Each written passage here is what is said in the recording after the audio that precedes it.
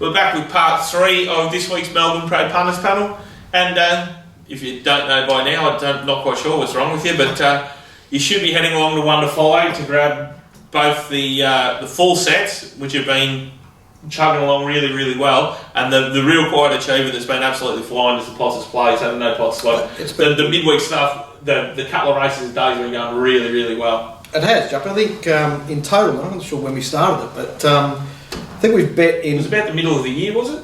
Yeah, about the middle of the year. We bet in 220 races and backed 118 winners. There you go. So back some races we only back one horse. Yep. Most races we back two. Yep. Occasionally we'll back three. Yep. But more than 50% of the races that we've targeted, we've backed the winner, and I think the unit profit is around 150, I think, something in that ballpark. Anyway, no, it's been good. I'm really enjoying doing it, and the last 3 months in particular has been really good. And just picking the eyes out of it too, Potts, I mean, that's the good part about it. Like, and there have been a few days where you've just set it out and say, look, there's nothing of interest here, like there's nothing here, so we don't worry about it, we move on to the next day. And I know there's been a couple of blokes that have spoken to me about it, and they're really happy with it. Now, speaking of blokes coming up and talking to me, Potts, I want to give a big shout out. It has been a little bit overwhelming the last couple of weeks because I've been doing 14-hour days and whatnot, but the amount of blokes that have come up and said g'day to me at the races over the last few weeks has been absolutely enormous. So I know I'm going to forget some, but I'll try and rattle off a few. Steve Wild was the bookie from Tassie. He had a couple of chats with me. He was brilliant. So g'day Steve. Brian came up to me on Saturday there, and so did Benicio. And also another member of the forum, our chat room, is Pete A, who's from Perth. He was over on Cox Blake Day. He came up and said g'day. And there's been just, it doesn't matter, it's sort of every couple of days someone normally pulls me up at the races to say, look, we love the show, thanks for doing it. And for us, that makes it all worthwhile. So thanks for everyone that came up and said g'day over the carnival. And the other thing is I don't bite. Well, not hard anyway, so you can always welcome to come up and say g'day, even if it does look like I'm losing my mind out there sometimes. Absolutely, no, that's great. I mean, look, we enjoy doing the show, and I'm glad that there are people out there that appreciate it and enjoy it. So, DK's had to duck off to... well, the maidens aren't far away from starting, so he's going to go and crack in. And his parking meter was running out. But anyway, I thought one of the things I used to really enjoy, Juppy, on the old punter show was when they come up with some of the more meaningful punting stories of, whether it was Mark or Glenn or whoever. But so I thought I've got a couple there that might be helpful to the punters out there, so I'd give a couple. So I just when I first started punting full time, I was really relying a lot on Mark Lambourne's prices, and I was developing my own methods, what I was doing, and one horse that really helped me along the way. Just on that, Potts, you'd now be surprised how many blokes are probably doing the same with your set. Oh, that's good. Is using that as their base to build themselves up. Yeah. So, sort of continue. No, that's great. I mean, it's good. We need new players in the game, Juppy, constantly. That's what it needs. So, I remember Glenn saying something on the Old Punter show about he's always trying to find young jockeys on the up. Yeah. And I thought that's a really interesting point. I might try and do the same thing, but with stables. Okay. And I noticed there was a young trainer at the time that no one really knew much about that was winning a lot of races down in the southern districts of New South Wales, and even over at Bathurst and stuff. They were all well backed, so he's taking his horses to the right races. They were well backed, and they were winning regularly. It was David Van Dyke, who's now Yankee Rose. Anyway, I saw a horse of his win at Campbell that he got from Darley at the time, called Lamasery. And then had another start at Kembla and was very unluckily beaten, and was going to a midweek Kenzo race at Randwick, Kenzo, whatever we want to call it. There's a throwback. Yeah, there's a throwback. And so at the time I was trying to always do my prices in full, like the day before the meeting, and then get marks set in the morning and see how it compared. So I marked this horse 4-1. Yeah. And the tab put up $17 and $4 a place. Okay. So they were the only ones up. but I thought that a lot of other people find this horse, so I'll start backing it now. So I have a reasonable win bet and a good place bet on it, and see. I think that moved the price from $17 to $14. Yep. And we'll see what happens in the next morning. And I get Mark set at 9 o'clock or whatever it was, and Mark marked it. I'm pretty sure he marked it 5 to 2. Okay. So I've gone and had the same bet again, thinking I want to have the same bet again in the once the betting starts. And I think it went up. The first call in the ring was $12. Okay. Straight into $8, straight in, and but then late in the betting there was a Gay Waterhouse even, pretty 5 to 4 type favourite, and it Lamasery drifts back out to $11, so I get the third part of my bet on. Anyway, it was never going to be beaten. It just tracked the leader into the race, won the race comfortably. I can't remember what the margin was, but it just was one of those ones. It was a pretty easy watch. Now, at that point, that was by far the biggest result I'd had. Yeah. It really gave me a lot of confidence to go on with things. And the best part about that horse was he was from a low-profile trainer that used low-profile jockeys. Yeah. And that horse won, I think, 6 of its next 8 starts. And I backed it at all of them. Yeah.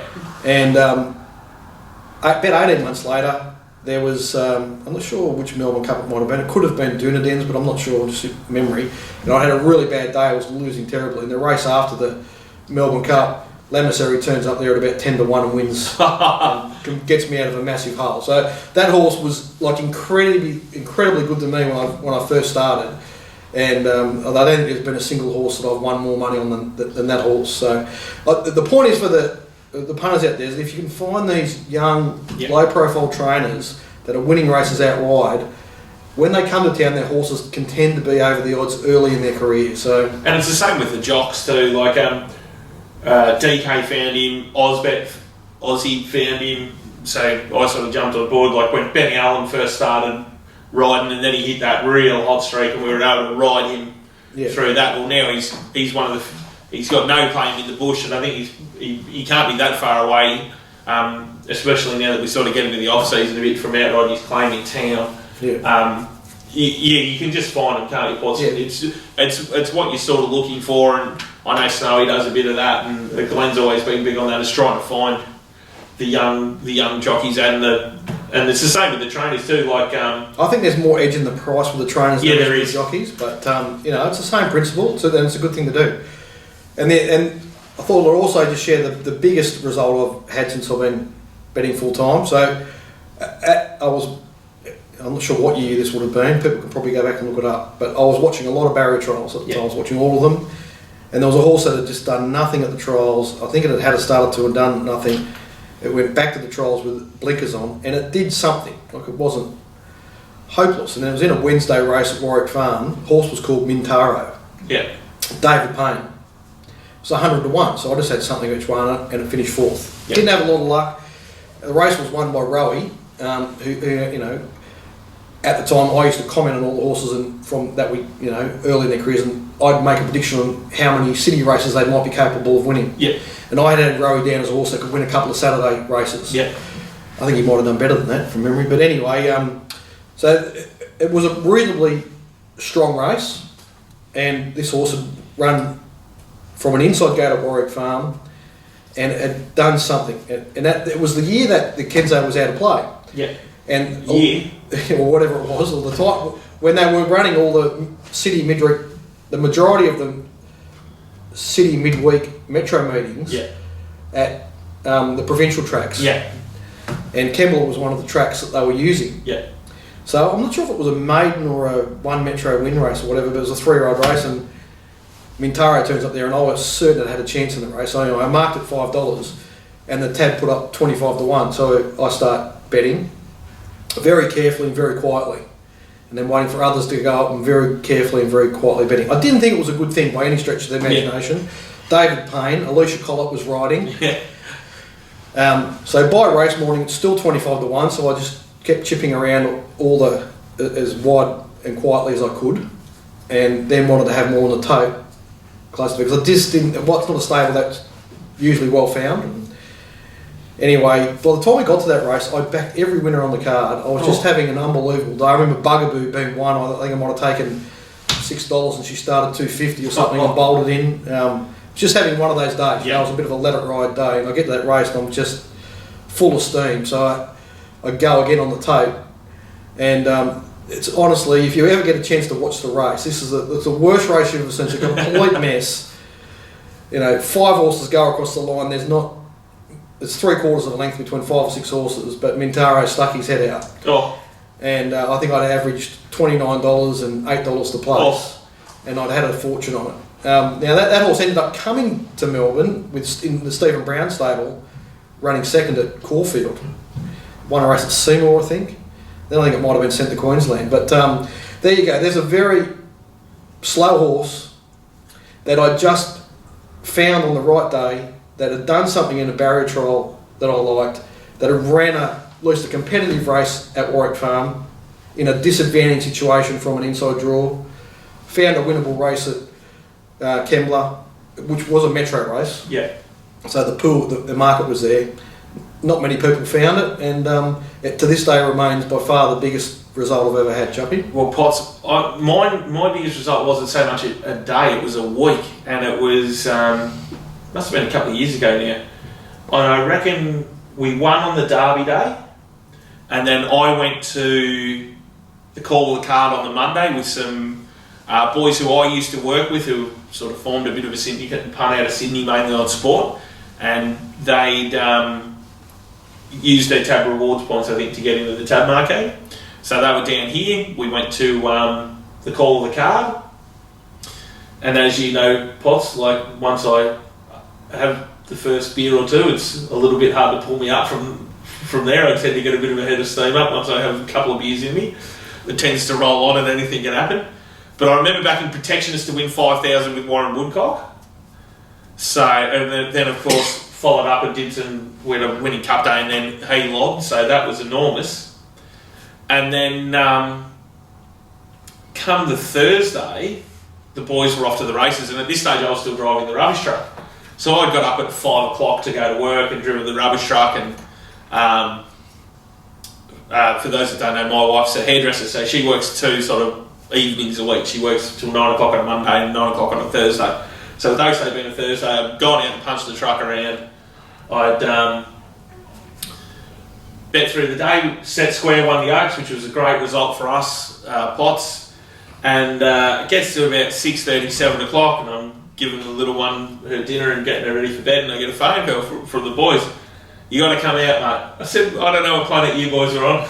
I said, but I've got a little kid here, and I'm going to go up at 5 o'clock in the morning to go to work. They said, we don't care what you do, you have to come out. Get a babysitter, bring the kid in, ring Lara and tell her to come home from work, you're coming in. So I guess to 9 o'clock, I said, okay, well, alright, you've twisted my arm, I've got to try and do something here. So I had to wait till 9 o'clock for Lara to get home from work. I said, right, the kid's in bed, I'm catching a cab into town. And from memory, Potts, I think you tipped about 6 winners that day. It was a big day, yeah. Well, the boys in the tab marquee managed them to take them all in super multis. Oh. So they've won basically the national debt in the tab marquee that day. Now, so that was the Thursday. So I've gone out there, so I've gone into town, met them, got home at about 1 o'clock, got back up at 5 o'clock to go to work, went to work, and then Saturday I'm meeting the boys at Flemington because one of the boys part owns Terra Vista. Well, the they own Tiger Tees, Terra Vista, and the next brother, Ball of Muscle. So that day, Terra Vista's in the Darley, and Ball of Muscle's running in his 3rd or 4th start at, well, it was Canterbury this year, but I think that stage it might have been Randwick or Rose Hill. So we're all up and about, we're all cashed up from the week, so 66 to 1 the Ball of Muscle Terra Vista double, the whole lot on them. Oh. And I'm in the marquee in the birdcage with the owners as Terra Vista knocks off Chautauqua and Buffering and all the good horses on that. And you could, my main memory out of that day is watching the helicopter shot of Hugh Bowman come through and beat him. And then that just capped off the weekend. We all got to about 7:30 or 8 o'clock on Saturday night, and it had been such a big week that none of us could kick on, but possibly at that point it was huge. So that was my biggest weekend. So I'm assuming Ball of Muscle won too. Yeah, Ball of Muscle won. So the 66-1, the double logged. Yeah. Oh, huge. So the doubles logged.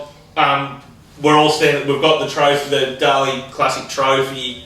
It was just a huge. And then on the Monday at the Call of the Card, I had a picture taken with the Melbourne Cup because the Fiorente's owners were there. So it was just one of the most memorable weeks. But when you a lot of, as everyone knows, I bet on sport as well, and I think sport seems to give you these really odd